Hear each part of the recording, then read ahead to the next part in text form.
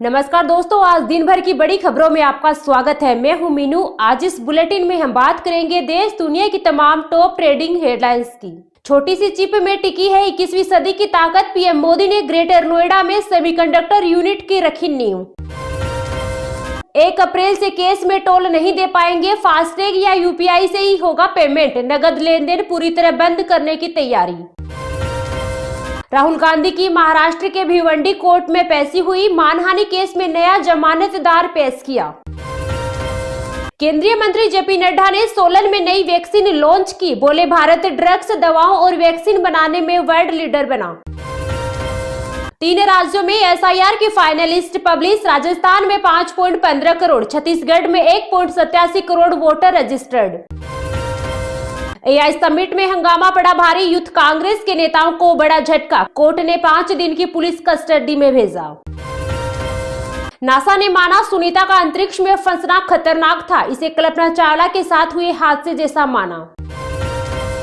अमेरिकी tariff deal, Rahul Gandhi बोले मोदी ने विश्वासघात किया। मल्लिकार्जुन खड़गे का आरोप, सरकार ट्रंप की ट्रैप डील में फंसी।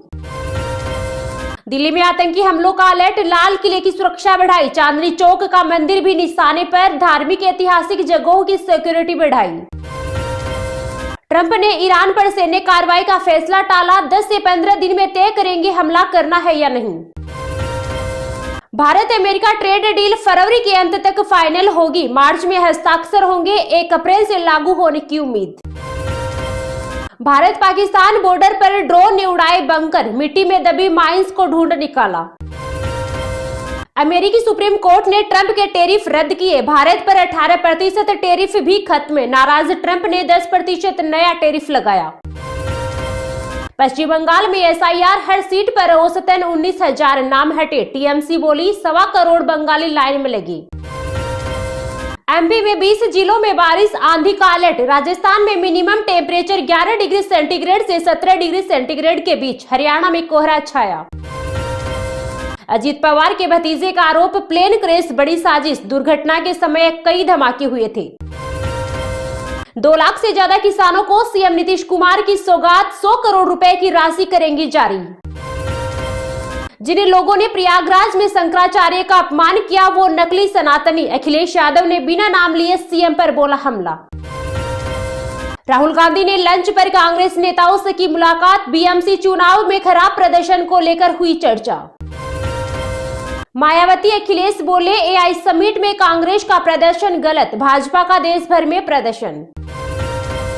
ब्राजीली राष्ट्रपति ने पहलगाम आतंकी हमले की निंदा की। भारत ब्राजील में क्रिटिकल मिनरल्स समझौता। पीएम मोदी बोले 5 साल में $20 अरब व्यापार का लक्ष्य।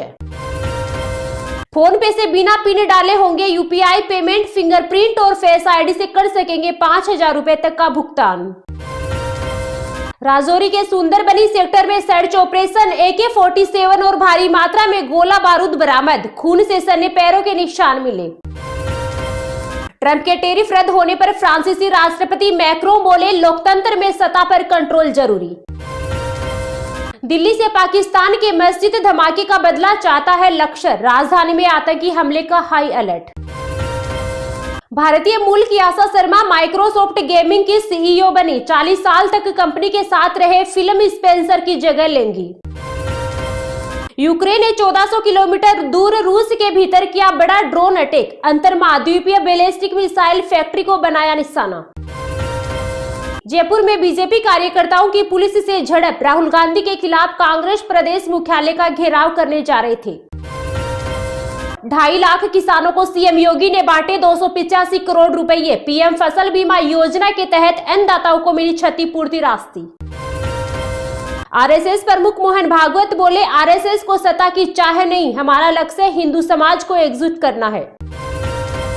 जनरल नरवणे की किताब के विवाद पर राजनाथ सिंह का बड़ा बयान। कहा रिटायरमेंट के 20 साल बाद तक कोई किताब लिखने की अनुमति नहीं होती। भारत में हर वर्ष 54,000 करोड़ रुपए का दान। 68% लोग किसी न किसी रूप में करते हैं मदद। बिहार के बुजुर्गों को नहीं लगाने पड़ेंगे ऑफिस के चक्कर। 1 अप्रैल से घर बैठे करा सकेंगे जमीन की रजिस्ट्री। शंकराचार्य स्वामी अभी मुक्तेश्वरानंद को बड़ा झटका। यौन शोषण के मामले में दर्ज होगी एफआईआर। 120 घंटे बादल दिखाएंगे रौद्र रूप, आंधी तूफान संग बारिश होगी खूब, 9 राज्यों में IMD का अलर्ट। भारत की बेइज्जती कर रहे ट्रंप, फिर भी मोदी चुप, आपका सरकार पर निशाना। मुख्यमंत्री रेखा गुप्ता ने सीएम जन सुनवाई ऐप किया लॉन्च, 15 दिन में शिकायतों का होगा निस्तारण। इस हफ्ते सोने चांदी में बढ़त रही, सोना 2,300 रुपए बढ़कर 1.55 लाख प्रति 10 ग्राम हुआ, चांदी 8,000 रुपए महंगी हुई। केंची धाम बनेगा world class spiritual tourism centre, Neem Karoli Baba के भक्तों के लिए बन रहा मेडिटेशन सेंटर। ये तो थी आज की कुछ टॉप हेडलाइंस, तो चलिए अब जानते हैं आज की कुछ महत्वपूर्ण खबरों को विस्तार से। 120 घंटे बादल दिखाएंगे रौद्र रूप, आंधी तूफान संग बारिश होगी खूब, 9 राज्यों में IMD का अलर्ट। देश भर के अलग अलग सीजन में मौसम के रंग अलग हैं। अब धीरे धीरे तापमान में बढ़ोतरी से गर्मी के संकेत मिल रहे हैं। अनुमान है कि होली तक सूरज तपिश बढ़ाएगा। मौसम विभाग का अनुमान है कि अगले कुछ दिनों तक उत्तर भारत में मौसम शुष्क रहेगा, लेकिन पहाड़ों पर अगले कुछ घंटे बाद फिर से एक नए वेस्टर्न डिस्टर्बेंस के सक्रिय होने का पूर्वानुमान है, जिसके प्रभाव से उत्तराखंड, हिमाचल प्रदेश और जम्मू कश्मीर के ऊंचाई वाले हिस्सों पर बारिश होने की संभावना है। 22 से 26 फरवरी तक तेलंगाना, छत्तीसगढ़ और झारखंड में मौसम खराब होने की संभावना है। इस दौरान आंधी तूफान की चेतावनी है। वहीं दक्षिण भारत में एक साइक्लोनिक सर्कुलेशन के बने रहने से केरल और तमिलनाडु में आंधी तूफान और बारिश का अलर्ट है। इस दौरान कुछ बादल महाराष्ट्र, मध्य प्रदेश, कर्नाटक, पूर्वी यूपी और बिहार के कुछ हिस्सों पर नजर आ सकते हैं। राजस्थान में पिछले दिनों हुई बारिश के कारण बदले मौसम के बाद अब हालात पहले जैसे हैं।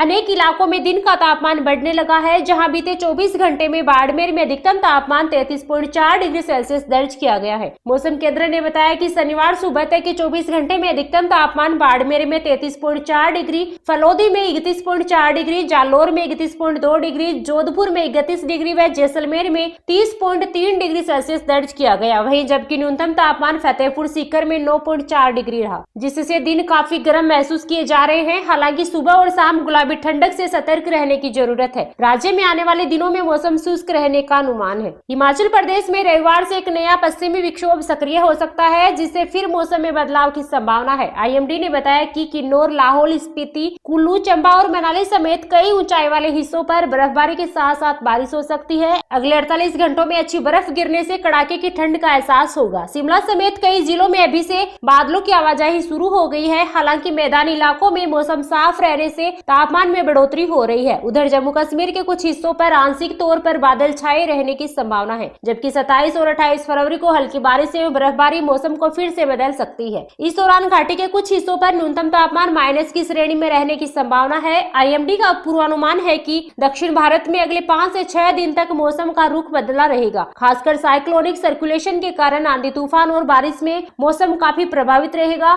22 फरवरी से तेलंगाना, दक्षिण कर्नाटक, तमिलनाडु, केरल एवं अंडमान और निकोबार द्वीप समूह में बारिश का अलर्ट है, जो अगले 120 घंटे तक रुक रुक कर जारी रहेगी।